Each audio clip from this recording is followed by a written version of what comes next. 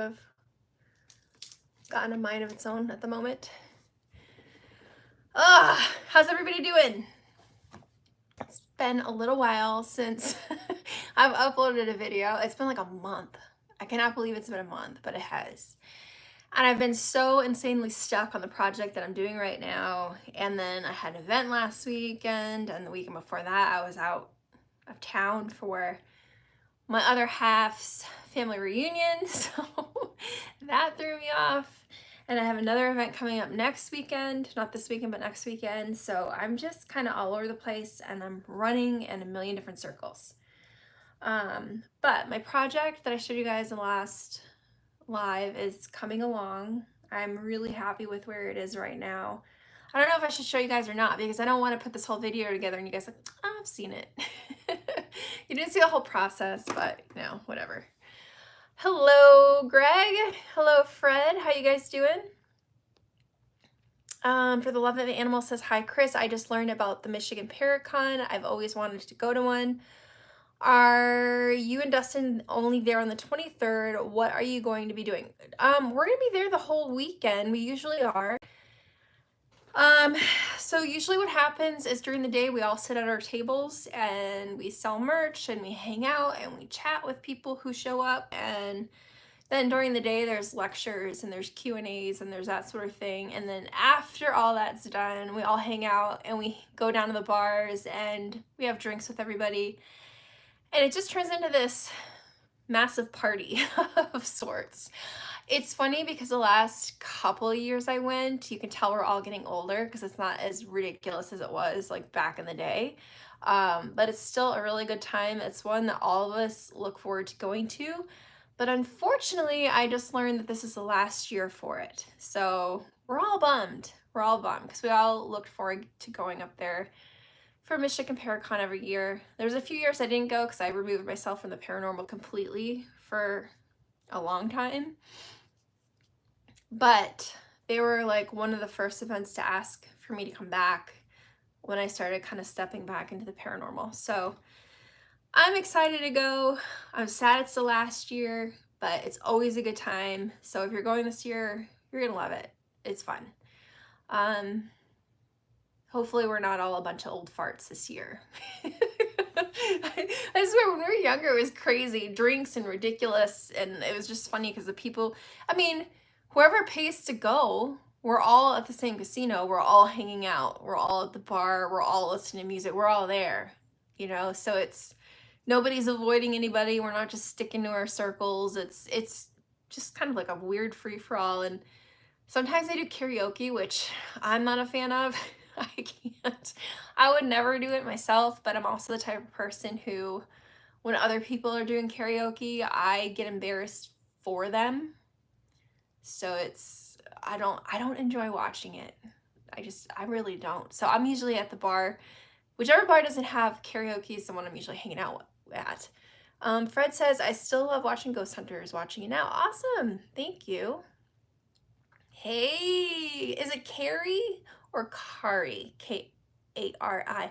I know you're in my shop a lot, girl, but I don't know how to pronounce your name correctly. Jay, hey, Kris, what's up? Not too much.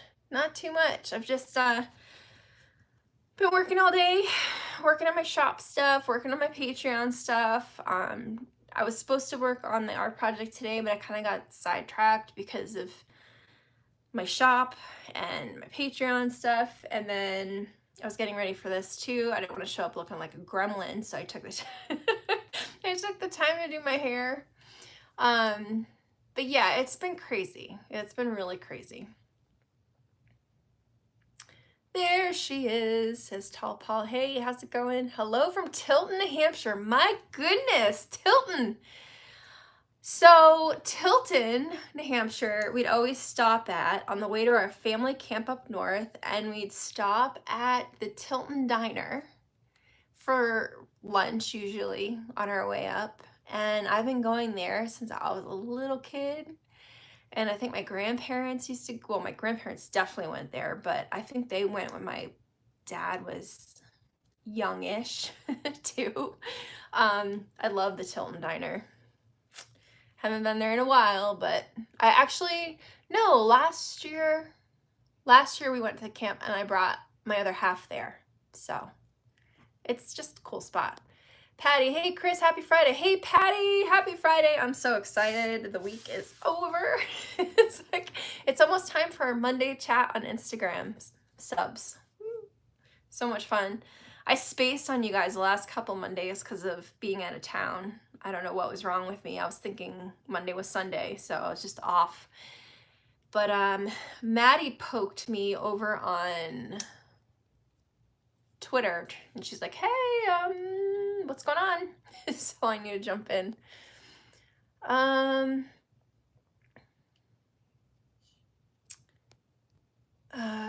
For the love of animals, hopefully I can make it to Paracon and meet you and Dustin. That would be awesome. Yeah, it's a good time. Kevin, hello, how are you? I just went to Guilford, New Hampshire last week for a big concert. I don't know if I've been to Guilford or I've just driven through it. Glad I didn't miss the live. Hello. I know, huh? Yes, no worries. Okay, thank you, I agree. Thank God it's Friday. I know, huh? Hey Scott, how's it going? All right, so last weekend, well actually not last weekend, but the weekend before, I was up in Rockford, Illinois. I think it was Rockford. And it was for my other half's mother's side family reunion. A lot of freaking people went. It was camping the whole weekend.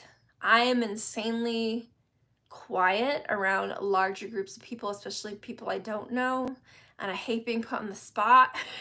So I tend to be very quiet. But it was a good time. It was hot. It was hot and it was humid and it was sticky and there was mosquitoes.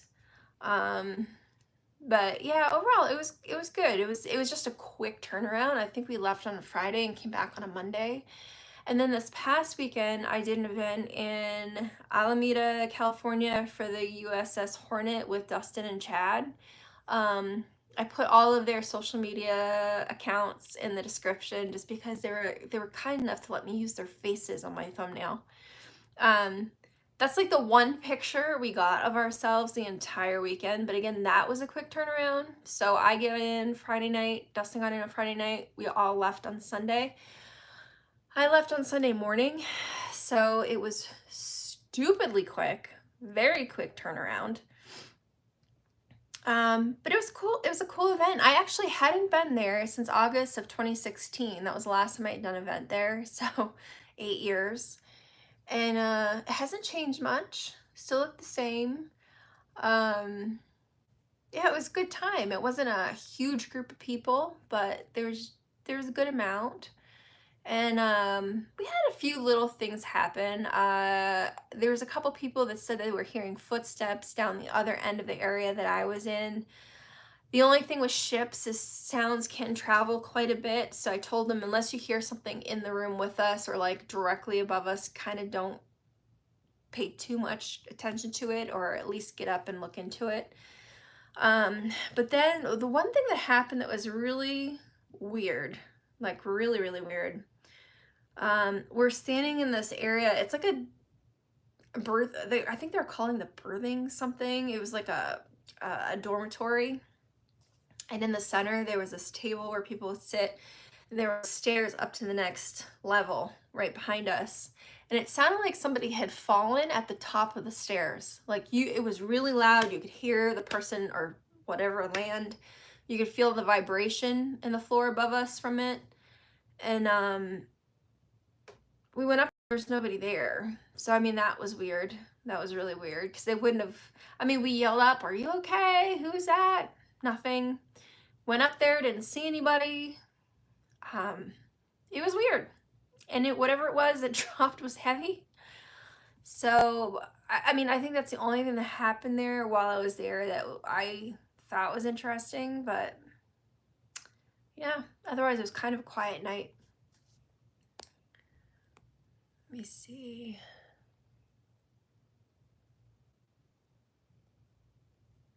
Scott, doing okay, still alive, and too stupid to quit, so LOL. Hello, Kris. Hello, Tall Paul. We just had a huge storm here in East Tennessee, and now the sun and skeeters are out everywhere. I hate mosquitoes so much. It's like Carrie. Okay, cool. My mom wanted Karen. My dad said no, thank goodness. Do you bang your head on the ship? No, I didn't, but I had to keep warning people to watch their heads and watch their shins, and you don't just go walking through doorways. You have to pick your feet up and step through doorways. Usually when I start an investigation with people at an event, I give them this whole spiel when we start, because there's a lot of people that have never done an investigation before. There's some people that have. But usually I kind of give them the, take the first 5 to 10 minutes to explore and walk around and have a look, because that's, half the fun of investigating. And of course it's in the dark, so everybody's got their flashlights going. And then usually after that, I tell people to turn their flashlights off, and only use them if they're moving from one place to the other, because you need your eyes to get used to the natural light of the room, so that if you see a shadow, you can tell it's a shadow and it's not, your eyesight's just screwed up from the lights being on and off. But with this place, I really had to stress, do not move or walk around without your flashlights, because some places you can get away with it. You'll have enough natural light coming in through a window where you can walk around and not use it, or use it like very seldomly. But with the ship, you really couldn't get away with it, because you risked walking into something, you could face plant on something. You could bang your head, you could hit your shins, you could trip and just eat it. Like it's not a safe place to be wandering around in the dark without a flashlight. So yeah, I kind of had to stress that a little bit, because I didn't want anybody getting hurt. Troy, hi Kris. What is your most scariest or best paranormal experience on the ship?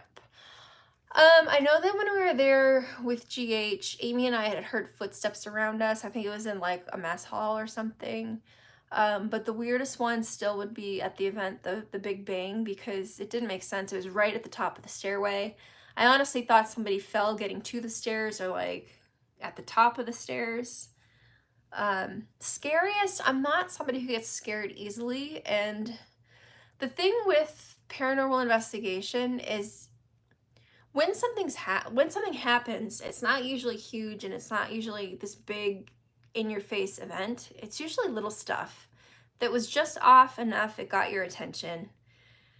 So the whole idea of running and screaming and freaking out, that's usually people trying to get attention. Or they're just trying to make it entertainment and crazy, or Hollywood, and that's really not what investigation's really like. So I can't say I've ever been to a place that was so scary that I'd say I'd never go back. Like I said, the only thing I remember on that ship before when we went was footsteps, and then at this event it sounded like somebody fell, but there was nobody there, so it was weird.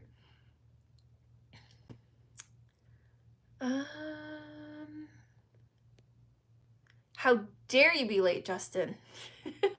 How dare you? Tall Paul, have you ever investigated a place where the owners faked stuff while you were there? We had a place that faked a lot of stuff. It's a weird situation. So a place is called Moss Beach Distillery. It's in California. Locally, it's known for having a lot of things set up. So you go into the bathroom, there's like a laughing sound coming over a speaker, or there's a face that appears in the mirror, or I think they had it set up so that their chandeliers or something would shake. But we weren't told about any of this. Like a lot of times when we go to investigate a place, we really didn't want to know a lot. We know basic claims and very light history. But for the most part, Jane Grant really didn't want us to know a lot about the location going in, so that we weren't going in like feeling one way or another about the place. We kind of would just feel it out and see what happened and look into things as they happened. So when we got there and we started having things happen, and we started looking into the stuff, and we found out, well, the chandeliers aren't really shaking. They're hooked up to this thing that makes them shake. And we go into the bathroom, and there's speakers laughing, and there's faces and mirrors, and there's just all this shit happening. Because we weren't told about it ahead of time, we're all kind of pissed because we figured that should be something that was disclosed right away. People who know the place felt that we should have known, like, you know, everybody knows that they've got the shit, but we weren't from there. We're from the East Coast. This is on the West Coast. And again, we try to know very little. So you think they would have said, hey, by the way, we do have activity here, but we also have fun with it by, you know, having all these little extra things set up. So just ignore all of it. 1, 2, we've got it all shut off. These are the things that are set up, so you know not to even pay attention to it, but they didn't do that. So I remember even now, if you go back and you watch the episode, it looks like Jay wants to murder the client. He was so mad. He was so mad. But I don't remember much about the place outside of that. I remember the location being beautiful, like where it was, but I just remember everybody being so annoyed, and we all kind of gave up halfway through, which is unfortunate because had we known going in that there was stuff that was set up, we would have known to ignore those things, and we would have been able to focus on stuff outside of that, and we wouldn't have gotten discouraged and frustrated and pissed because not knowing those things and finding them out as we go, we just felt like the whole thing was like a setup, which sucked.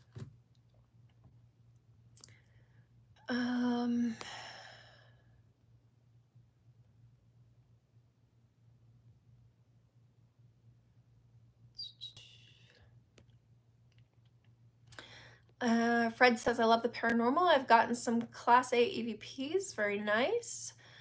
Rich asks, did you take seasickness pills before getting on the ship? No. You really don't feel it shaking or moving or anything. It's a aircraft carrier. The thing is freaking huge. It's huge.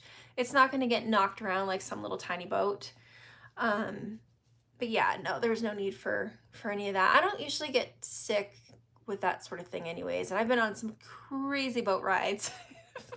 We were on a ferry from Ireland over to England or Wales, and it was getting thrown all over the place. It was one of those deals where you'd be walking, you'd have one foot up, and as it was coming down, the ship would just meet your foot. Like, it was that crazy. So I've just never had a problem with a weak stomach with that sort of thing. Any deaths on the ship? I'm not sure. I'm not sure if there were any. I can't remember if they told us there were any. But it did see battle, and it was involved with the pickup of Apollo 11, I believe. So as far as the history, it's got a pretty active history, but I can't remember if they said anybody died on it. Maybe accidents or, you know, that sort of thing, but I don't know that it really suffered any damage for someone to pass that way. I honestly don't remember, and they didn't really say this weekend either. Howdy from West Virginia. Hello, Derek. Caught something or other. Hi. Says, hey, hope you're doing well. Good to see you. Good to see you too. Troy says, thank you. Firewalker. Hey, David. I remember watching that one. Jay was ticked. Yes, he was. Deborah, will you and Dustin be doing any live investigating on your YouTube in the future? Okay, so the plan is to start investigating. Obviously, not everybody has money falling out their behinds, and Dustin and I are two people that do not have money falling out our behinds. So trying to get to places to investigate is challenging because locations will charge you to investigate there. Especially if they know you're doing something for YouTube or you're doing something for a TV show, that sort of thing. So we'd have to come up with a location fee, the travel there. I think that had I still lived in New England, we probably would be doing investigations already, but now I live in Arizona, so it makes it a lot more difficult.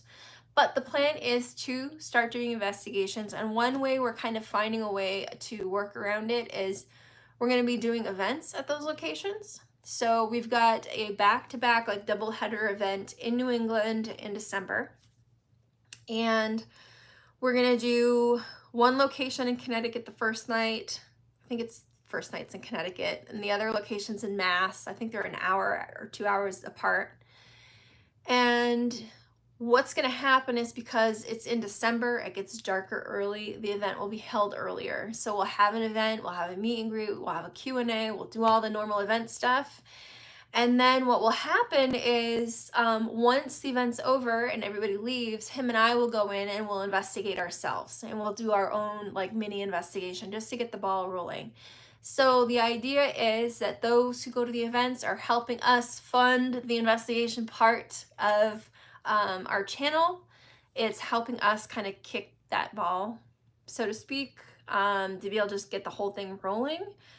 And it's also a way for us to hold events because we like doing events. We like meeting you guys. So it was kind of a way for us to fund an event and then fund the investigations for our channel as well. So if you guys go to that one in New England in December, you'll be helping us get our YouTube channel going, but it'll also give you a chance to attend an event, which is a lot of fun. And they're two really great old locations, very, very old locations. And I have never been to either one of them. So I'm actually really excited to get over there for that reason. And I'm also curious to see too, because I'm almost wondering, I've never investigated a place that had an event leading into it. So I'm almost wondering if all the energy of just people being there and being excited and doing the whole event aspect, I'm wondering if after they leave, if things will still, like if things will be a little bit more active, because we all had that very live energy there leading into it. So I'm kind of curious to see if that will play into anything at all, but yeah. So our first investigation for the channel will be sometime in December after the event. And then we have to figure out how we want to edit it down to be able to show you guys how it all went down. So it's coming. It's coming. David, you little turd. Thank you for that. Let's see. Super chat, Mr. You sent for your drink after happy hour. Thank you so much for that. Thank you. Thank you. You're trouble. You are trouble, and I do appreciate it. That's the thing too, guys, I wanted to chat with you guys about, because here's the thing. I have Patreon, and I want to be more active on Patreon. I've been kind of horrible the last month, I'll be perfectly honest, but then I hit enough hours here on YouTube where I can run memberships here as well. And if I do that, what I want to do is have the same tiers that I have on Patreon, like exact same, so that when I'm making content, I'm not making a shit ton of different content for a bunch of different platforms and people feel like they have to be on one or the other. I'd like it to just be like, if you can subscribe to one of the platforms, you're getting the same content that you would get on YouTube, that you would get on Patreon, that you would get on Instagram. Only has one level, so the level that I have there for subs is $5 a month.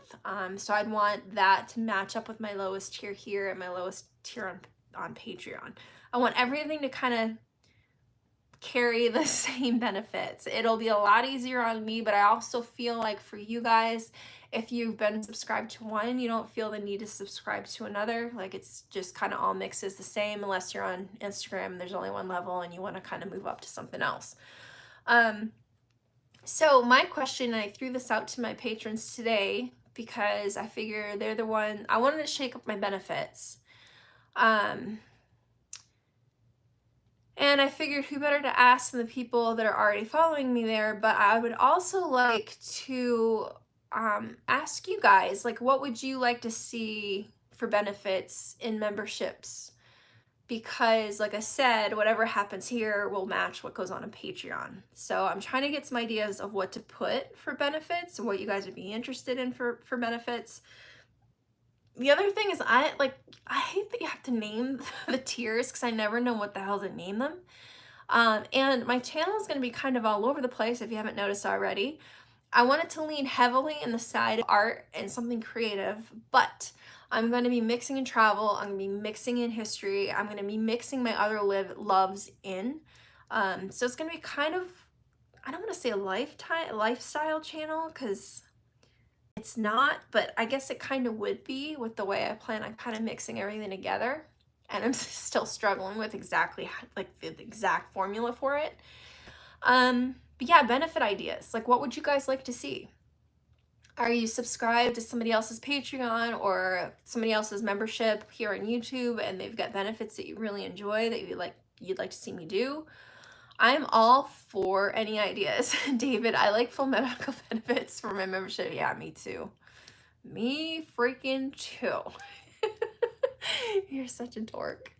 All right, so let's see. Let me back up a little bit just to see what you guys have been saying.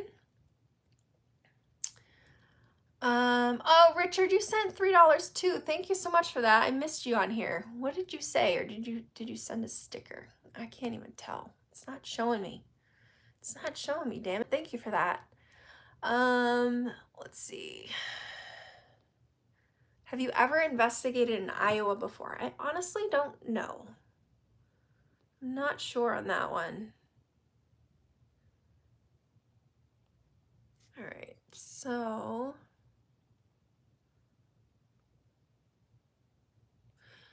I've been binge watching Ghost Hunters on the Pluto Channel app and watching it now. Josh Gates just asked the cast about tattoos. Have you gotten a tattoo since? I'm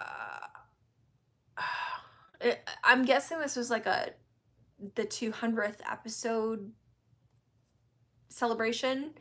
I don't remember him asking me that question, but I only have one tattoo and it's on my foot. So I'm sure you heard about it in the show. That story's kind of funny because I had a few firsts like back to back, and the first two, so I was on GH, and when I started, I didn't drink. I was 27 when I had my first drink. I had a sip of beer when I was really young, like 5. It was disgusting, and I never touched alcohol since. So I didn't have my first cocktail until I was 27. A month before that, though, it was crazy because I was in Las Vegas with Amy and Grant's wife, Rihanna, and, you know, we're all kind of chatting and being ridiculous and just having a fun weekend together. And I told them, I'm like, I'm either going to leave here with my first drink or my first tattoo. And as soon as I heard, or they heard drink, they're kind of like really pestering me about it. So then I didn't want to do it.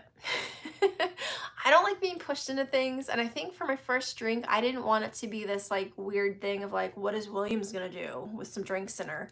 I didn't want to feel like a sideshow. I just wanted to have a drink and just have a drink. So as soon as it was like, I told them, and it was just like, oh, have this, have that, have blah, blah, blah, blah, blah. I was just like, yeah, no, I'm good. I don't want one. So I went with a tattoo. So I got a tattoo on my foot of 4 ladybugs. I called my parents and my grandparents and asked them, well, grandmother, my grandfather had already passed at this point, and I asked them their favorite colors. My dad and my grandma picked the same color, so I went with my dad's birthstone color, and I made each ladybug the color that they picked. So for my grandfather, though, I went red with him because when he passed, my grandparents always called me Ladybug. I have a story as to why and how I got the nickname on the last video that I made with the Create This 3 book. And when he passed, I got a pair of ladybug earrings, and I put one on his lapel on his suit while he was in his coffin. And I kept the other one for me, but I lost it. And I was so friggin' devastated when I lost that damn earring because I just felt like we both had a piece of it. You know what I mean? So when I got the tattoos, I got a red one for him. And then a month later, I was in New Orleans with GH, and Barry was there. Barry asked me to go hang out with him and one of his friends, and we started going to all these bars, and we ended up in a place called the Copper Monkey, I believe it's called. And, you know, Barry's just like, you know, do you want a drink? And I go, oh, I don't drink, Barry, you know. And he's like, oh, and you call yourself Irish. And I was just like, you little shit. You little shit. So he's like, listen, I'll buy you a drink, and if you drink it, you drink it. If you don't, I'll drink it. And he's like, I don't care. I was just like, oh, okay. And he honestly did not give a shit. He bought the drink. It sat in front of me for like a good 20 minutes or half an hour. He didn't pester me. He didn't ask me about it. He did not care. He didn't care. So I was like, this is cool. This is exactly what I wanted. This is exactly what I needed. It's not this weird little freak show experience. Let me just have it and see how we go. So I did. But it was nasty. It was, of course he got the drink figuring I'm not going to drink it. So we got something that he would have liked, and it was whiskey and 7-Up or whiskey and Sprite or something, and it was so disgusting. So disgusting. So then a bunch of our crew came walking in, and a couple of them were like, whoa, Williams is drinking. Like, I want nothing to do with this. Like, we're not getting blamed for this. And off they went. Like, they went to the back of the bar and got a table. So I think it was a really good experience, because like I said earlier, I don't like being the center of attention, especially not in that way. I don't want all eyes on me to see what I'm going to do. So it's just kind of like, in Vegas, it just wasn't right. And with Barry, he honestly couldn't give a shit. So it was nice. And then after that, we all went out and we got hurricanes, and those were dangerous, but it was fun. So yes, I still do have that tattoo. Let's see here. I would love to investigate with you and Dustin. Well, New England, it's our first event, so if you're around, come on out. Fred says, get Tango to help you build your page. That would be fun, but he's in Florida. See, this is the problem. He's in Florida, I'm in Arizona, Dustin is in New England. We're all over the place, so it's kind of hard. David says, I like full, oh, I already read that, full medical benefits. Richard says, I like ghosts and travel and ghosts and that travel. Okay, ghosts and travel, ghosts and travel. Hello, Chris. Hello, Michael. Hello, Chris. You are beautiful and smart. Stay classy. Thank you for that. Jason says, good call. Showing restraint in those situations, especially when people are pressuring you, is the right choice. Honestly, the more people pressure me, the more I dig my heels in. I don't like it. You know, I hate it. And I was kind of upset at the time because I kind of felt like they should know me better. But, you know, it is what it is. It is what it is. It was still a fun weekend. And I think when we're in Vegas, my plan was to get the tattoo after I said no on the drinks. Rihanna went to try to get her nose pierced, but the guy was out, so she couldn't do it that weekend, which kind of sucked. But it was funny because when I was getting the tattoos on my foot, the guy who was our audio guy on GH was there with his girlfriend, and they were covered, like full sleeves and like up their necks and everything. Freaking solid, awesome people. But it was funny because his girlfriend was holding my hand. Now I'm just like, oh my God, this freaking hurts. But I didn't want to get too upset because I'm looking at her and she's covered in them. All I'm getting is these 4 tiny little ass ladybugs on my foot. She made me feel better though, because she was saying that at the top of my foot is like one of the worst places to get it because it's just like on bone. There's not much there. So, but still, it's like, I just felt like a sissy. It's all good. He threw down the gauntlet. I like Barry. He seemed like a good guy. He is very much a good guy, yes.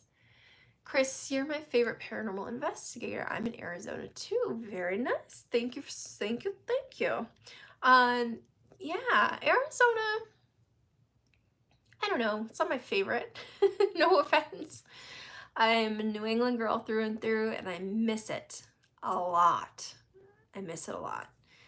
It's just, I don't know. It's a lot of dirt here. It's a lot of heat. It's like, I don't know. It's just not me at all. But my whole family moved out here, so now I'm here. Because if I was back east, the only person there is my sister, and everybody else is here. It's my brother, my parents, my aunts, my uncles, like everybody. So it wouldn't have made sense to stay.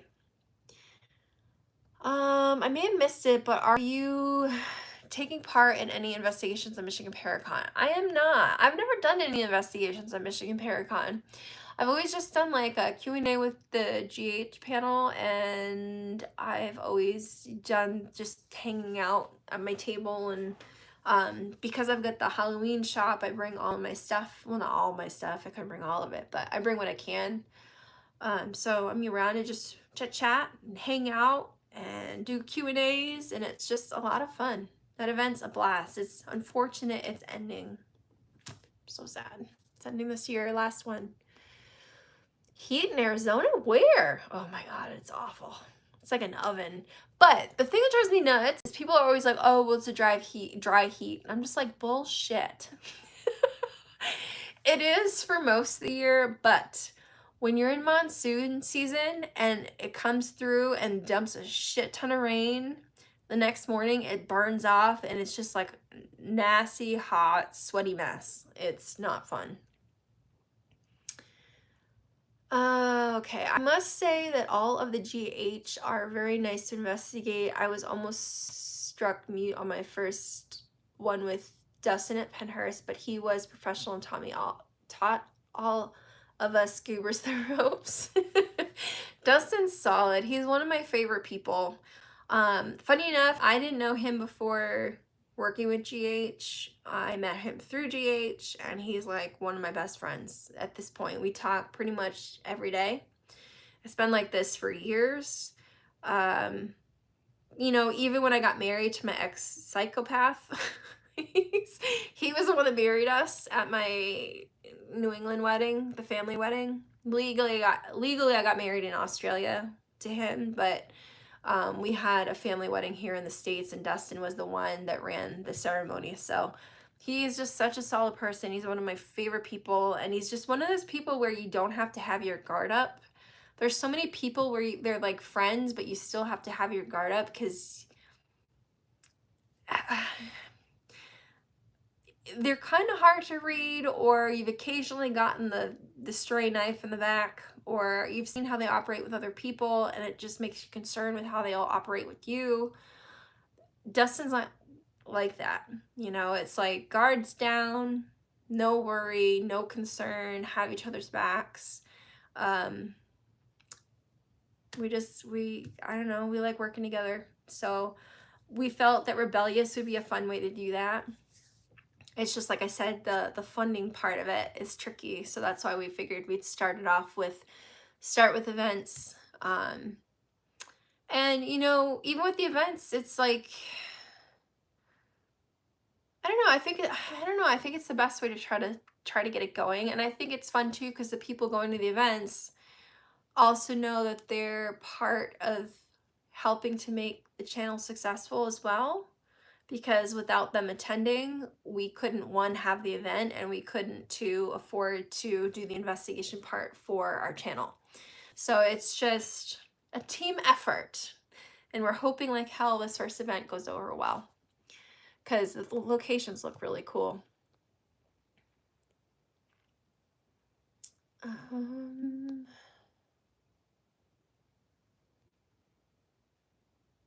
Sorry guys, just reading through, I'm trying to catch up. Okay, so Jason says, I'm from Virginia, but I love to visit Arizona. Tombstone is my favorite, but that small town Bisbee is one weird place. I've only been to Bisbee once, and I think it was in 2021, so most of it was still closed down from the chaos that COVID brought. So I didn't really get to check it out. We like poked our head into the Copper Queen, and then we left town because literally like nothing was open. But it's a cute little place. I wouldn't mind going back. All right, Lorraine says, oh, my first and only tattoo is the top of my foot. It was unintentionally a good way to stop at that one. So painful. I wanted to get another one for a while on my shoulder blade, but I just couldn't think of anything I wanted on my body that badly. Like the bugs to me mean a lot, but I couldn't think of anything else that meant enough to me for me to want it. But yeah, the pain sucks. It sucks. I don't know how people get full stuff done, because it's just the amount of time you'd have to sit there and the pain. I don't know. Mark says, tomorrow going to hike number 9 on my list of the 48 peaks in New Hampshire above 4,000 feet. Holy hell. Good luck with that. Luckily, it's not as hot there as here anyways. But yeah, I do like hiking, but I don't know. It's an occasional thing. All right, Richard says, have you investigated San Diego, like the Whaley House or the Cosmopolitan Hotel? I've had many experiences, especially during the pandemic. The cemetery, I can't avoid saying They won't listen. I have not. We in San Diego, was it San Diego? Is it San Diego that has a maritime museum? I think it is. We were there for that. If I'm thinking the right place. I think that's where it is. But yeah, I haven't really done much else there. Lorraine, I'm so sad to hear that it's the last year for Michigan Paracon. I was finally going to go next year. Yeah, I'm bummed. I'm super bummed. I will say that the guy, one of the organizers that we deal with the most, Brad, he and this other guy we know, Jesse, who runs a winery out of Missouri, they are teamed up to do an event in Missouri next year in February. And I have a feeling it'll be a lot like Michigan Paracon. It'll just be a new location. So I am looking forward to that. Off the top of my head, I'm forgetting the wheres and whens.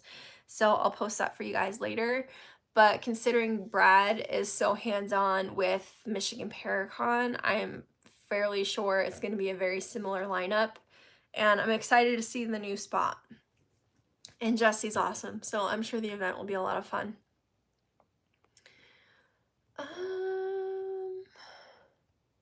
Firewalker, no offense taken. Arizona tests people's tolerance. Austia, I'm not a wuss. Well, I'm a little bit of a wuss. I just don't like heat. I hate it. David, I was married to a psychopath too. Hard lesson learned. Yeah, it's a lot of fun. Fred, I remember Dustin was a fanatic about his hair. Oh yeah, he still is. He still is. Michael, get Duncan to sponsor you guys. That would be awesome, considering both of us are ridiculous with Duncans. But Carrie says, Dustin's the best. Yes, he is. He's one of my favorite people. Kate, sorry I'm late. My improv class ran a little over. Hi, Kris, and hi, all. Ooh, improv class. That sounds fun. Michael, the Kris Williams ghost. Ed, hey, Kris, what are your feelings about submitting your DNA for an ancestry track? Do you think it's safe giving a sample? It's one of those things I wish I had never done. I was kind of tricked into it. Yeah, well, tricked and not tricked. So I was working for Ancestry for a little bit, and I worked for them for about a year. I was doing a lot of like online content, and I was doing articles and stuff and video, like vlogs, that sort of thing. And at the time, they had just come out with their DNA test, and they asked me if I would do a video on it, taking it, how to take it, how it works, that whole thing. And I really hadn't thought of all of the problems that could come along with it at the time. I was just thinking this is just a thing for genealogy, right? It wasn't until they sent me the kit and it said this like little one-line thing about like it was a bunch of legal like wording that basically said that all it's being used for is genealogy purposes, and I'm like, well, that's kind of weird, right? So I poked the guy who worked there, who sent me it, and I was like, what is this all about? And he's like, oh, we just need to put that on there for like legal purposes. I was like, all right. So I did the video on how to take the test, where to get it, blah, blah, blah. So the first issue I had with it was like, I took the test and it came back and it said that I was like 73% Scandinavian, and then it said I was this tiny little bit of this and tiny little bit of that. None of it made sense based on what I know about my family, right? So then like a year or two later, they update your results, and my results completely and utterly changed. Now, Scandinavian was nowhere on there. I was no longer Scandinavian. I was English, I was Irish, which I knew. It said a little bit of Scottish, it said a little bit of this, it said something about French, which made no sense. So it was kind of like narrowing down a little bit and getting a little bit more specific, but there was a lot of other things in there that didn't make any sense to me. And their way of explaining it was like, let's say that first time, just as an example, they have 10 people, right? So now I have 10 people to test the results against to figure out who's what, right? And then a year later, let's say they have 100 people. So that's a bigger pool to test against to figure out what everybody is. So the results are going to be kind of like narrowed down and become more specific because the test pool is bigger. While that makes sense to me, I also kind of felt like, why the F am I doing this then? If every 2 years my results are going to change, this is kind of stupid. And they try to make a joke of it by saying, oh, well, if you got that Scandinavian Viking tattoo, you might want to get it removed, because a lot of people, that was the first thing to drop off their results. Granted, my Irish and Scottish roots probably would have played into the whole Scandinavian thing, which is probably why it came out so high on top, because I'm English, Irish, Scottish, and Italian. And the first three, especially Irish, is what's the most for me. But it was still kind of annoying because it's like, well, I can never fully just trust the results they have because they're constantly going to be updating these stupid things. That was annoyance number one. The second part was that they kept changing their privacy rules, and basically when you sign up, they don't tell you that they could change them at any time without having to give you any notice or having you agree or not. So when I first did it and it said this is only made for genealogy purposes, that's what I agreed to. But now they sell it to like pharmaceutical companies. Cops can get warrants and get into it for, you know, people they're trying to go after. A lot of people try to say, oh, well, that's good, you're helping criminals put in jail, but it's like, it's up to me whether or not I submit DNA to a police department. Like, I don't think it's cool that, like, let's say, you know, I have a kid that gets in trouble for something and they want their DNA, but they refuse to hand it over. And they go, oh, well, her mother is in the database on Ancestry, so we'll just go backdoor that way and get her DNA to compare it against the sample that we have that we think is her son. Like, that, I just feel is bullshit. I didn't sign up for it for that reason. And I don't like the fact that they can just change it. The other thing that I didn't like is at one point, Facebook was looking at buying Ancestry, and Facebook, I feel like, is already too intrusive. So to give them all of our DNA information on top of that, I didn't like. But now, is it BlackRock or something? There's some big company that nobody likes. They bought it. So it's like whoever has it has control of this massive DNA database. And you can go in and you can delete it, but they even tell you if you go in and you delete your profile, you can't fully delete it from everything. Like, there's still places where your results are going to be present. And they try to say that, like, your exact name and information isn't attached to it, but they still have your freaking DNA. So it's like, I wish I never did it. The hard part is let's say, you know, you decide for yourself, I'm not going to do it. I don't want to be in the database. I want nothing to do with it. I don't want some random companies being able to do whatever they want with my DNA. Cool. Well, your sister can turn around and she can do it, and you're on the hook because she's done it. Like, it doesn't matter. As soon as somebody in your family takes it, you're all kind of effed. It's just like, I hate it. I absolutely freaking hate it. I wish I had never done it. And I get the appeal for some people, especially if they're adopted and they don't know where to start or where to go. And they're just like, I get it. But I think you give up so much on the privacy front that you will never get back, that I don't think it's worth it. And I wish that they were more upfront and honest with what they were going to do with their samples. And I wish they had better ways of removing things if we want to be removed or opt out. Because I think they trick everybody into wanting to do something for the genealogy part, but they're not really clear on what it is you're giving up. So that's my take. Worst thing I've ever done. I tell people not to do it, but at the same time, if somebody else in your family's done it, you're already screwed. So there's that. I'm gonna back up because I went on a rant. Sorry, guys. Okay, so I've had 5 tattoos but never felt them. I'm getting one on my arm to replace the one I lost from my last hospital visit. Oh, dude.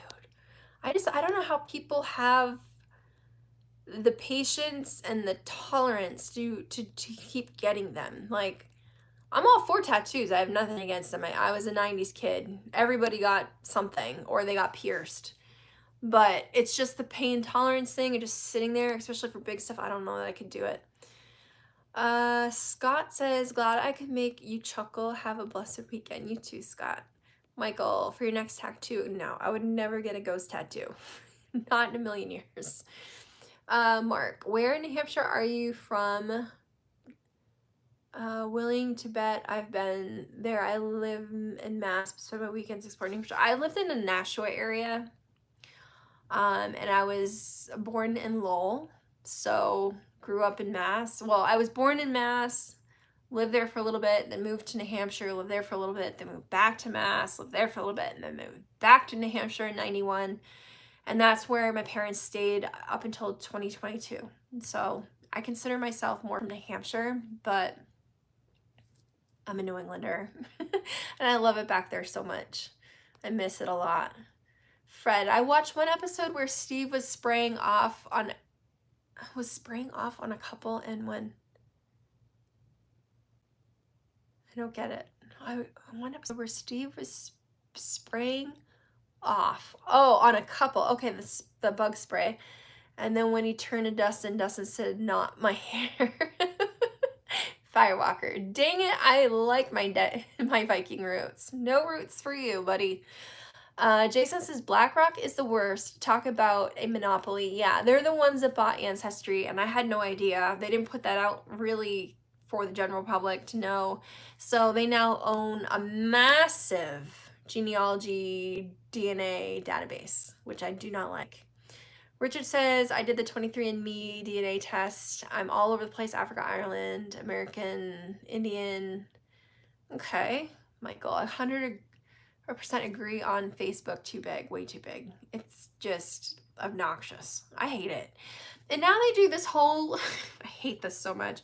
They do like the AI summary on posts.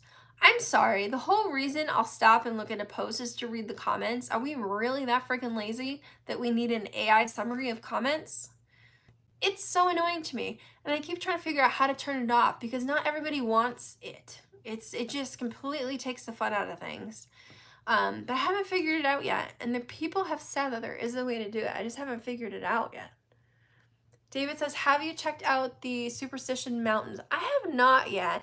There was one place that I wanted to check out, was like the Mystery House, or I think it was Mystery Mansion, or Mystery something. It was near South Mountain. But the last time I checked, it's closed. So I didn't get to go in there. Firewalker, yep, BlackRock, Vanguard, Berkshire, Shady. Yes. I don't know. I don't like it. It's the worst thing I ever did. And honestly, I feel like somebody should get involved to kind of slap them a bit for just... Here's my take on it, right? If you go to a photographer and you pay to get photos done, you own those photos. The photographer can't turn around and sell them himself or post them all over shit, unless they have something in their contract that says that they can use them for like sales purposes, like marketing purposes. But for the most part, they're yours, you own them, you paid for the service, they can't use them outside of that, right? I look at this the same way. I went and I took a test from Ancestry. I paid them for their services. The results are mine. But that's not the case. You're paying for their services. Their results are theirs. And they can do whatever the frig they want with them. You get them and you get the services that come with them, but you don't own it anymore. Your DNA is not just owned by you anymore. And it's a complete and utter load of BS. I don't like it at all. And they're not straight up front about it either. And there's been a few times where it's kind of come up in the news about how bad it is. But then it always gets kind of like, you know, swept under the rug, which is annoying. Because I think it will be a problem at some point if it's not already. And the thing is if they're turning around and selling this shit to pharmaceutical companies, why did I pay for the test at all to begin with? How much money are they making off that? You know, it's ridiculous. I hate it. So yeah, I don't I don't suggest it. But like I said, if somebody in your family's done it, you're been thrown under the bus too. And that's what a lot of people don't understand. Grandma, I told AI to write a song for you. Would you like to hear it? Oh dear God, I'm afraid. I'm afraid. Scott, I'm still Irish, Scandinavian, and Lithuanian. Rob says, sup, Kris. Sup, Rob. Oh my goodness. Yeah. So I'm trying to think what else is going on. We got the next event coming up this weekend. I'm going out on the boat tomorrow with my other half. His cousin's son's birthday. It's his cousin's son's birthday. So we're kind of doing that for the morning, which should be fun. And then I've been just trying to like work on things to add to my Halloween shop. I'm kind of on the fence of closing it down or keeping it open because the economy is so bad right now for everybody, including myself, that it's just stuff isn't moving. So it's like the cost of having a storage unit to hold everything, and then it's just everything, you know. You constantly have to have new stuff coming in so people see the new stuff and then buy the old stuff, and it's kind of hard to have new things coming in and keep buying new things if things aren't going out.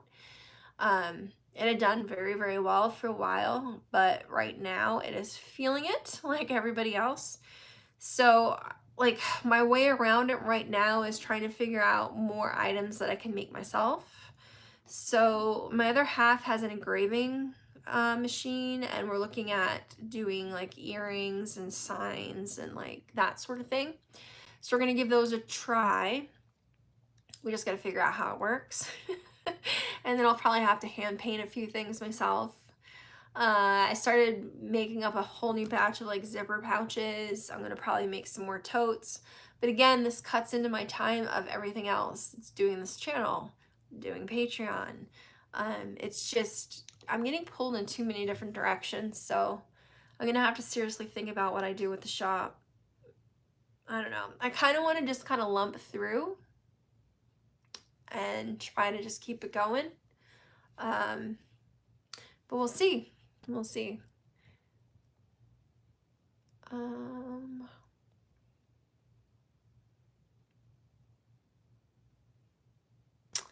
What place near South Mountain? It's like a old like mansion or something. I thought it said mystery mansion or mystery house or mystery something.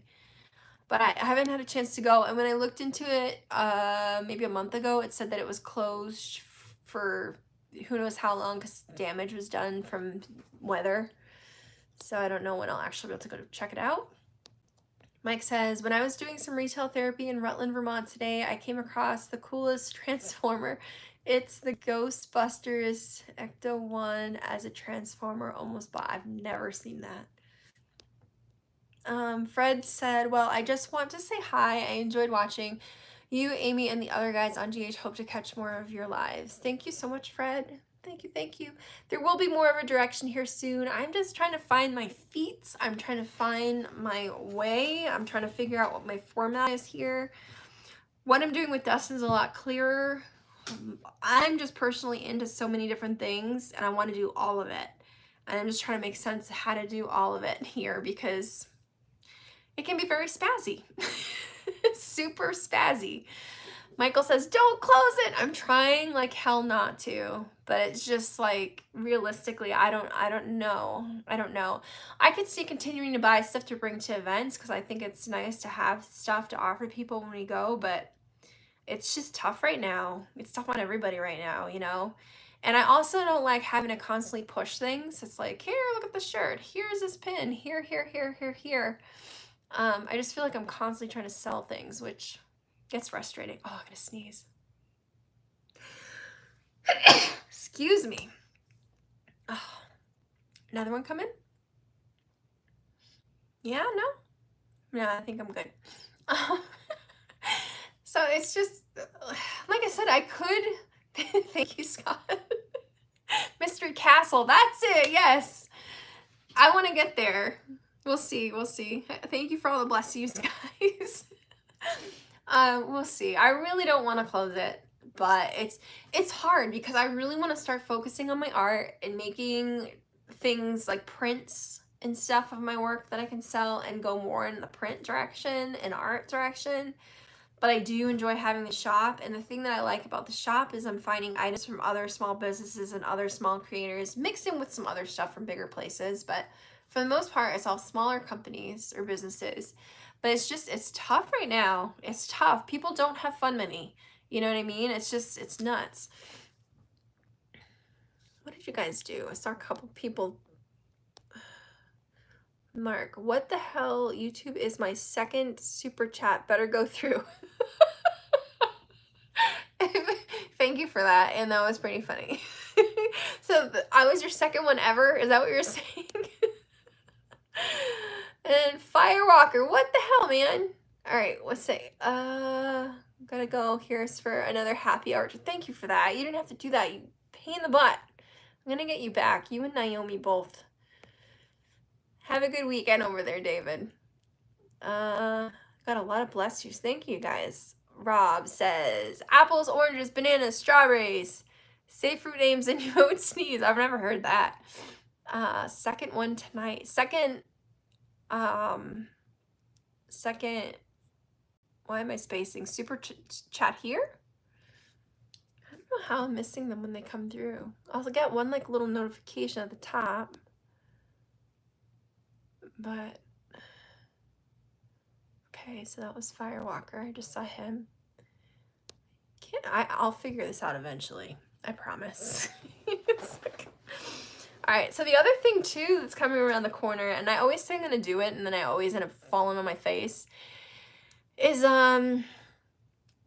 Inktober. Have you guys ever heard of that? It's kind of a headache. David, I hope you can keep your shop open. I'm gonna try. I'm trying like hell, but ever finished the diorama? Oh no, I haven't finished that yet. I need to get back to that. It's staring at me and it's sitting right next to the project I'm currently working on. Actually, there's 3 of them sitting there that I started that I haven't finished yet. Kramer says, yeah, I draw one thing every day in October. Yes. Yes. I always say I'm going to do it. I do 1 or 2 and then I give up, which it's a lot. Every single day of drawing, every single day. I mean, it doesn't sound a lot when you think about it, but it's a lot. And the thing is most people aren't going to sit down and draw for like 20 minutes. They end up drawing for like an hour or 2 hours, you know, and then you're trying to figure out how to fit that into your day. And you're trying to think of, I mean, they give you prompts, so you can kind of run off those, but it's still just a lot. So I don't know if I'm going to do it or not. I've tried to do it in the past. I didn't get very far. I think the most I got was like 2 in. So I'm considering it this year, but I'm almost considering like every other day, and I'll take 2 prompts and I'll blend them together. I'll have to figure out a way to draw something that fits the 2 prompts in one drawing. So that way I like cut it down in half and it's not obnoxious. So I might do that. I don't know. We'll see. Oh, what is a recent art project that's kicking your butt? Dude, it's so bad. It's not bad. I like it, but I'll show you guys the update right now. I'm just not going to give you guys anything to watch once the video comes out because you will have already seen it. I'm getting old. I'm trying to find my flip-flop. I found a few scorpions in the house, so now I'm nervous to walk anywhere without flip-flops. All right, so some of you guys saw this last week. I can't remember where it was, progress-wise. But here we are. It's now officially all one piece. It's all officially finished sculpt-wise. And then I just started painting it. So I've just started painting the spots that are going to be black, which is the back, the bottom, and the interior of the main storage supply spots. This one is kind of part of the house. So I didn't want to do it black, where this would be like inside rooms. It's kind of different, I guess. Dave says, oh, that's cool. Thank you. I want it to be a haunted house. So this is a thing with my art. It's not going to be like ghost paintings. It's not going to be any of that, but there's going to be like weirdness around it. This one just, So this one I was challenged by another art YouTuber. She tagged me on a color challenge, and the challenge is you have to use a color generator to pick your colors, and you have to use those colors, and you had to pick some sort of wooden object. So these roof pieces I built, this railing piece I built and glued on, all these little add-on things I made out of clay. So we get the little owl in the tree and the boarded up windows, all this stuff I sculpted. It was just flat wood without these top pieces. I built those. So you had to take a wooden object and you had to use a color generator to pick your colors, and you can make whatever you want out of it. And then a couple of all the artists would add one or two of their own rules. So my 2 rules are going to be, I can use black and white, and that includes adding them to colors to get different shades. And I think the other rule that I'm going to add is that I can mix colors to get the chosen colors by the generator. I can mix those 2 if I want to or need to. And I think there's a couple instances where I might need to. I was really afraid that I wasn't going to see this thing. I shouldn't have. That sound is awful. I shouldn't have gessoed the inside, so I'll probably sand it because now it gets stuck. But I wanted the inside to be black. There's a reason for that. You guys will see that in the actual video. I'm excited about it. But I shouldn't have gessoed the inside of the box because now the drawer likes to stick. So I might have to figure out how to get in there with the sanding, just so I can get it in and out easy again. Get stuck. Pain in my arse. It took me forever to do too. Now it's jammed. Shite. What are you doing? I'm talking to it like it's live. What the hell's going on? It's really jammed in there. Shit. There we go. Let's see if I can get it in there though, the right way. Come on, baby. You were working for me yesterday. There we go. Okay. Yeah, so all the details I added, the roofs weren't on there at all. This is a whole built up piece of balsa wood, wood glue, super glue, clay, and Bondo. I use Bondo on here too. Great for art projects. So, yeah. Talking to it is a way to get it to cooperate. Oh, I swear at my stuff too. I've sworn at that thing a few times. He must be related to Andy Warhol. No. But I've had some artsy ancestors. It's actually kind of something that runs in the family. No scorpions in Washington, just saying. Oh, I hate the thing so much. I haven't stepped on one yet. I don't care to step on one. And I'm just like so ready for the cooler weather to come around so that I stop finding them. Because we found 6 in the house. 6 too many. My brother lived in this house for like 10 years. And in 10 years, he said he saw like 3 of them. I've been here. Last winter, I saw, I think 5. This winter or summer, last summer, I saw 5. This summer, I've seen 6. So I'm not really sure where the hell they're getting in from, but I don't like it. Hopefully we'll get it figured out soon, but it's all right. Dave says, I can hear my dad saying, put some silicone spray in there. Does silicone spray help it move? I shouldn't have put gesso on the inside. I should have just put it on the side of the drawer, because the side of the drawer had a lot of wiggle room, but it's like, I think it's the top where it's getting stuck. Just, it's too tight of a spot, and the gesso between the drawer and the actual box are like just sticking to each other. So I'll probably have to figure out how to sand it off. But I had one of the sides of the drawer to be black. I just not sure if it's gonna happen now. The other way around it, I was thinking of sanding it off, but then staining it black. It won't be as dark as the black paint, but at least it won't scream bamboo colored either. So I don't know. It might work. Is your house haunted? No. No, it is not.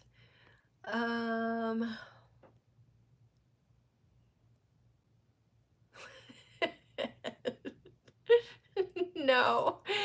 Let's see. Mike says, I had a project in my apartment organizing my huge CD collection and taking them back on a shelving unit. It took me 3 weeks. Yeah. I got so much shit. I really need to go through everything. Jason asks, Kris, have you heard about the book called Chaos? It's wild. It's about the Sharon Tate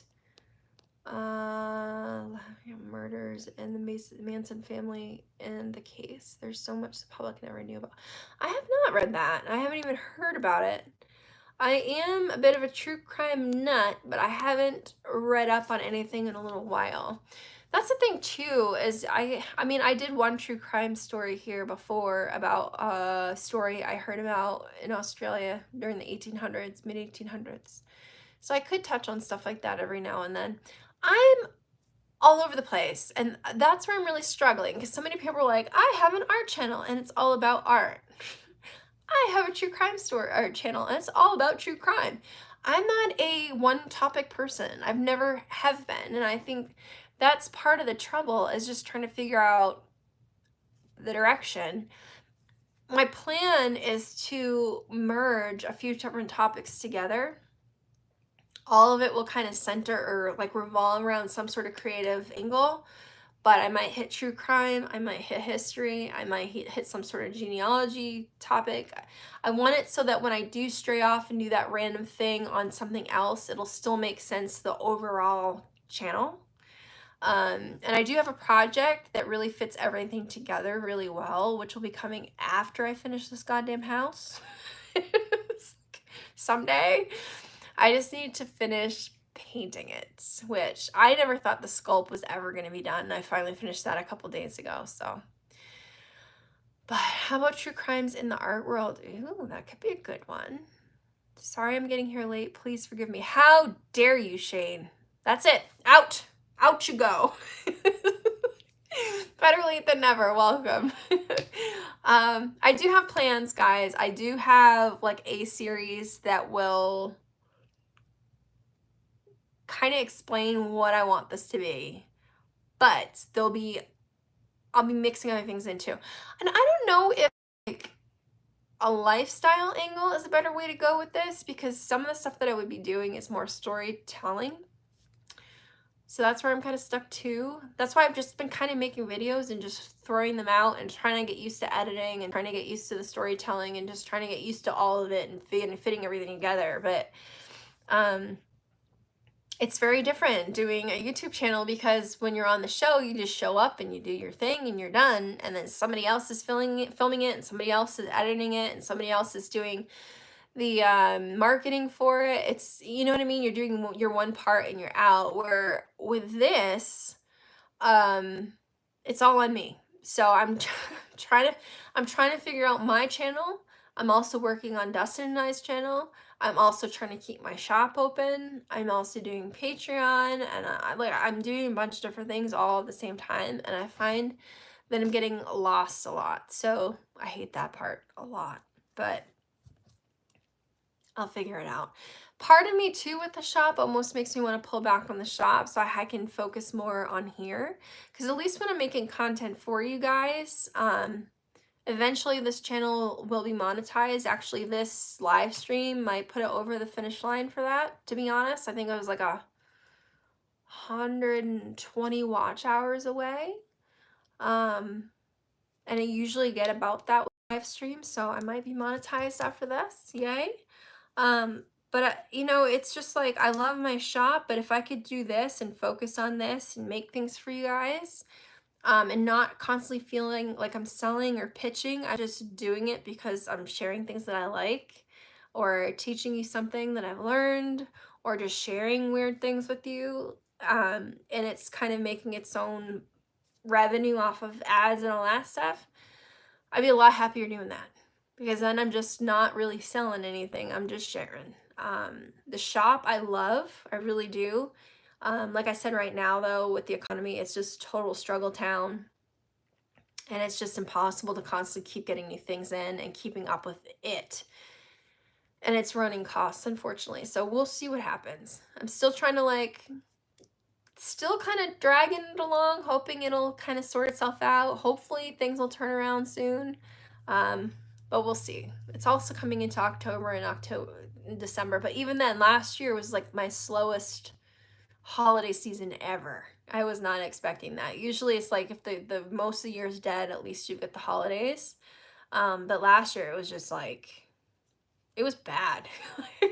I'll be honest, I did not expect it to be that bad, but it's okay. A pretty face combined with an awesome content creates a successful channel. Thank you. Thank you, Paul. I'm trying. Mike, I like that too with all these hobbies. I'm like that too with all these hobbies that I have, but currently with my house being a mess due to my kitchen getting constructed. So right now I have music and reading and books. Yeah, you're into too much too. David, you're stressing yourself out. Slow down. I am. It's the point where I feel like my brain is scattered. I have a few things that I would like to focus on, like you guys here, and Patreon as an extension of this, and memberships here as an extension of this. Like I said, I don't want to completely do away with my shop, but it's kind of got a chopping block looming over it if I can't figure it out within the next 6 months to a year maybe. So we'll see.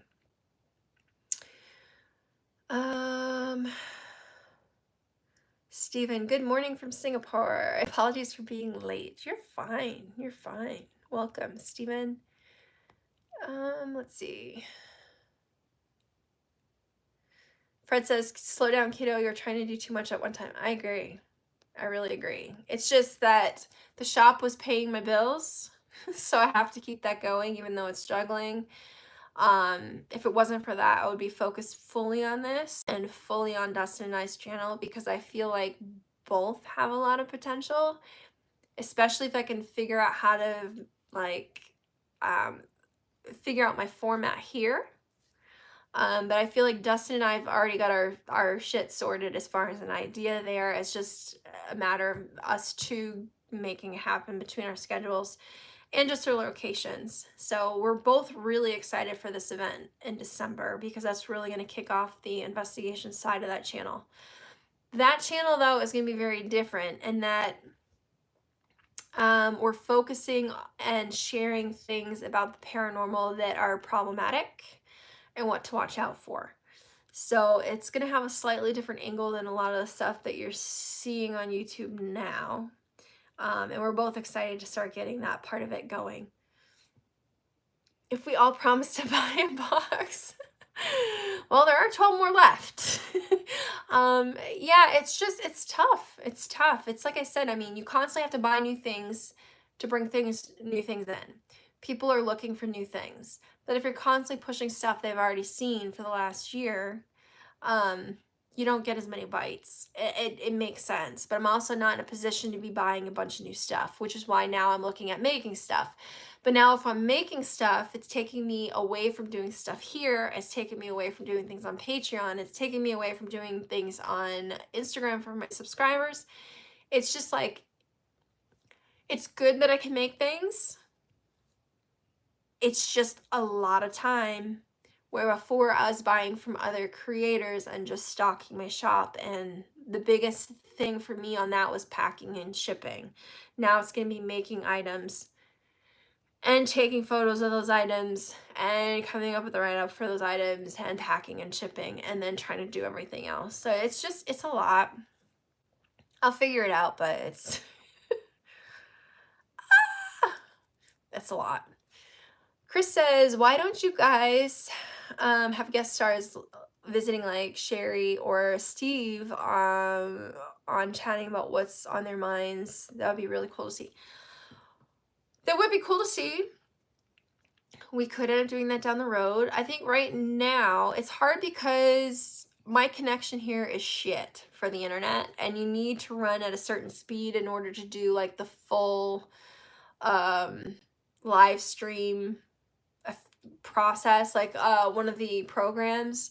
So I had myself completely and utterly set up, and then when I went to start streaming, none of it worked because I didn't have the right internet speed. So right now I'm working strictly off my phone.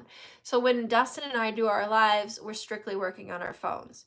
If we get it to the point where I've got the right internet speed or the right connection, or Dustin does, and we're able to set up a proper live stream, then we can start having more people in. OBS sucks anyways. Yeah, I don't know that I was on OBS. I think it was something else. I can't remember now. But Shane asked, did they cancel Ghost Hunters? I don't know the full details because I'm not part of the main cast. And to be perfectly honest, I don't ask a lot of questions because it's really not my business. What I understand is that Travel has done away with a lot of their paranormal shows. I kind of heard through the grapevine that kind of shot themselves in the foot with the whole Plus subscription stuff. So people didn't know if they're watching. People going to get a subscription for that to be able to watch the show, and then they have it there, but then they start airing some of it on Discovery or Travel, so they didn't really have to get it. And then I guess they weren't like relying as much on traditional advertising to pull in revenue because I thought that the subscription thing was going to do so well, but it didn't. So I think from what I'm hearing, again, through the grapevine, not just GH people, but like a bunch of other people from other shows, it just sounds like they kind of shot themselves in the foot. So now they only got a couple of paranormal shows, and as far as I heard from Jay, and I'm pretty sure I've seen Jay say it on his page, is that they're shopping for a new home for it. So I don't know. I beyond that, I really have no idea what's happening. It'd be nice to see it come back. It's a fun show. But I also know that Jay's doing really well with his YouTube channel, so I don't know. I think the hard part is too, is like once you do YouTube and it does well for you, and you have full creative control of the situation, and you're not having to deal with networks, and you're not having to deal with production companies, and you're not having to deal with anything, you can just go to the places you want to go and tell the story that you want to tell. It'll probably be hard to go back from that. So I don't know. I really don't know. I know his channel's doing very well. If you guys want to watch him, I think just you know, search his name on YouTube. He's gonna come up, and he's been going around with his buddy Jimmy, and they use these 360-degree cameras that are freaking awesome. It's like you're there with him. So definitely worth checking out. Dustin and I will have a slower start with ours, just because, like I said, financing it for us isn't going to be as easy. But we're finding ways around it, and we're hoping that it will find its feet. So we shall see. And somebody else just sent another super chat through. Kermit says, I love his channel. Yeah, Jay's been doing really good on his channel. Richard did again. Thanks for being, he says, thanks for being you. I got a super chat sticker. Thank you for that. These little characters are so either creepy, or they're super cute, or they're just weird. This one's a mix of cute and weird. Thank you for that. You didn't have to do it, so I appreciate it. David says, internet is spotty in Arizona. It is. At that time, I was living in an area that was pretty well populated, but the internet that we had was just crap. I was living with my ex at that time.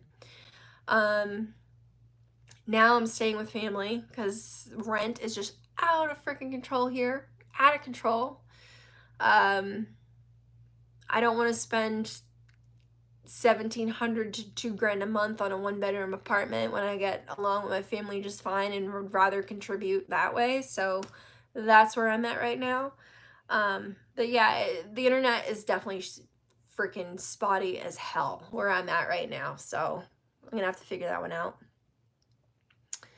Are you ever going to join them? GH, if it comes back, am I ever gonna join them, or Jason's channel? I don't know if you're talking, or if you're even talking about either of those. I'm not sure, Michael.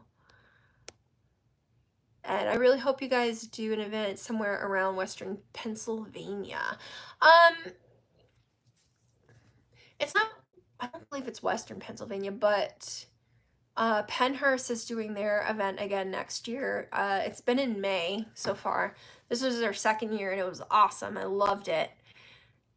And I'm pretty sure they said they're doing it again next year. So that's a good one to go to because they had Ghost Hunters, they had Project Fear, they had Ghost Brothers, they had everybody really. Kindred Spirits, kind of spacing, but yeah, they had everybody. It was a lot of fun.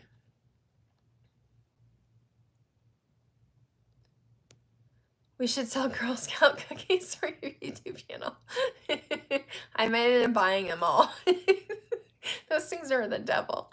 Topal, geez, that's a lot of rent, Miss Kris. It's nuts out here. It's like, why would I pay $1,700 to $2,000 a month for a 1-bedroom apartment in the dirt? Like, it is so wild. I remember I had an apartment in LA for $1,000 a month in 2013, and you look at the prices now, and it's just completely and utterly insane. It's insane. I don't know how anybody's surviving right now. Like, and the funny thing is I remember when I moved in with my family, I was kind of embarrassed about it. You know what I mean? But I know people at this point, most of the people I know are either living with family or their parents have moved in with them because things are just so freaking outrageous right now. You know, it's like people are trying to make sure they don't go through their savings, or like, you know, they're just trying to extend what they have by sharing rent or getting a roommate, or it's just, it's nuts. It's absolutely nuts. I'm hoping like hell things recover, but it's just wild. Michael says Jason's channel. I haven't been asked. I mean, if he asked, I would consider it, but yeah. I think the hard part too is, again, it comes down to I'm now on the other side of the country, so that makes things a little tough, where it'd be easier for him to have Sherry come on for Case or Dustin or Steve because they're all in New England. Tango's down in Florida. I'm out here in Arizona, so we'd probably be the last two to be asked just because you're dealing with travel, you're dealing with hotels, you're dealing with all that extra costs. And I'm sure, like Dustin and I, even though he would probably be in a better spot to be funding what he's doing, it's still expensive. Everything's expensive these days. So we get great internet in Wisconsin. You dork. Come stay with me for free. My goodness. Sand trap. Yeah, it is a sand trap. I thought, Richard, I thought apartments were expensive in New York. I know.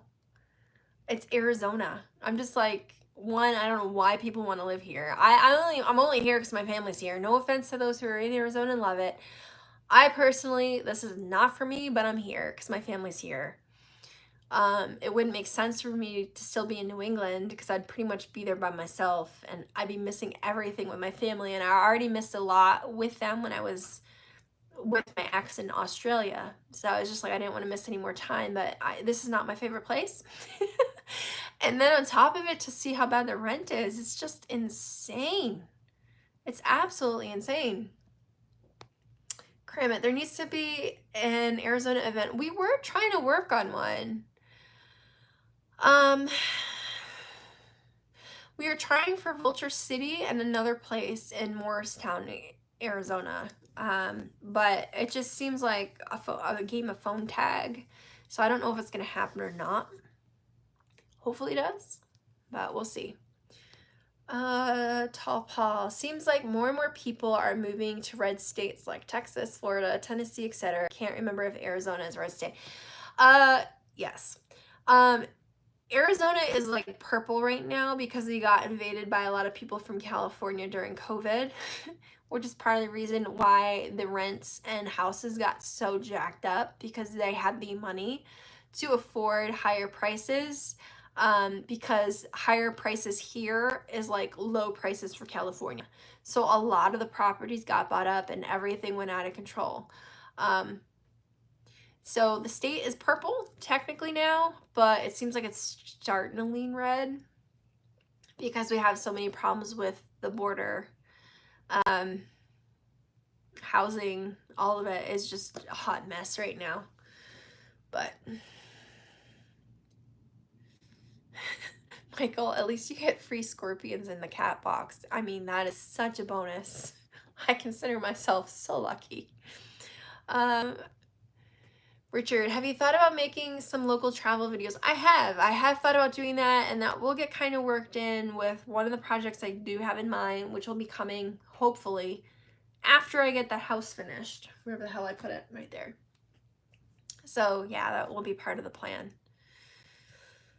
I've got too many things lined up and my head's all over the place.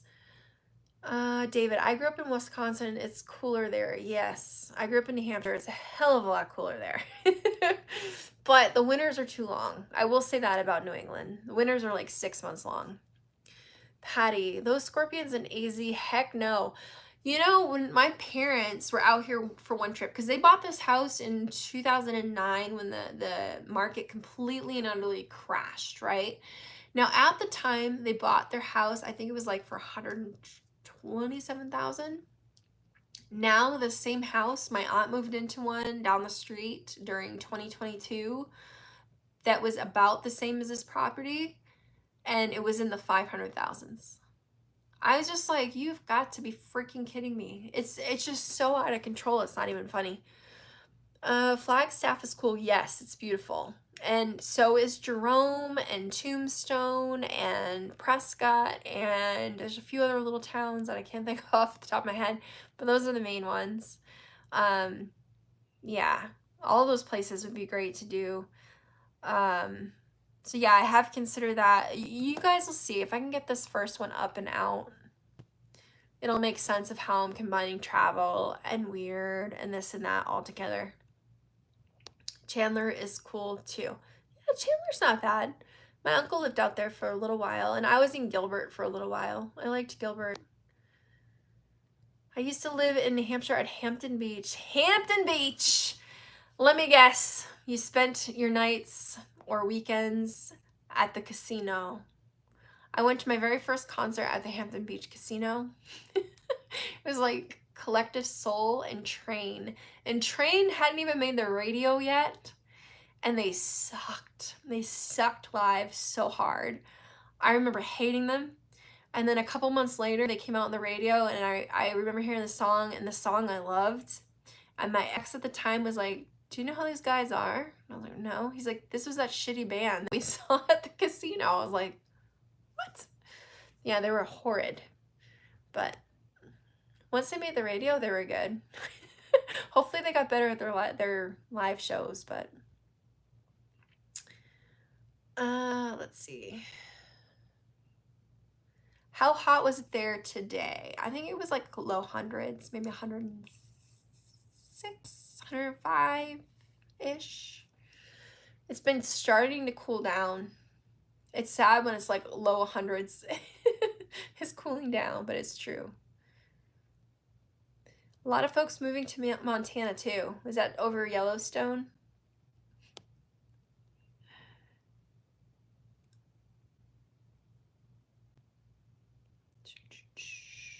Just trying to see if I missed any of you guys.